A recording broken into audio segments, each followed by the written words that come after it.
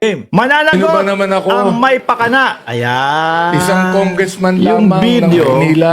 na kaibigan ni Pinag-aksayahan ng kaibigan panahon ni ng Vice Kitty, Presidente. mga bossing.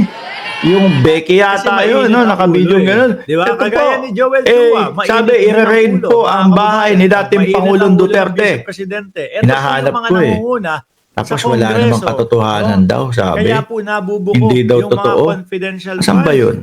O sige, hindi ko makita nalalaman ng sambayan ng Pilipino na dalawang Sa susunod ko na ipapakita. yung hinihinging pondo ng Ngayon ho, mga kababayan, o, diba? hinahanap po kung sino ang may pakana nun. Ang una ko lang naman nung nakita. Yung sila No? Mary Grace At Piato. una kong nakitang kausap At nun, yung mga si si Kitty na wala Duterte. pong mga Agad kami nagsagawa ng aming coordination at validation sa aming mga units. At nakita po namin, nakausap na namin ang ating CIDG and Special Action Force.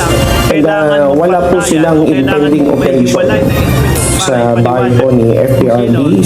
Tsaka boss, iisipin nyo na lang po. Kaya po, Ano ang dahilan para puntahan ng mga kapulisan, ng CIDG, ng NBI o Sino kung ba sino naman man yung ako? sinasabi nilang re-raid dun sa bahay? Isang congressman Kung wala na po lamang doon ang ng dating Manila. Pangulong Duterte, ano gagawin nila?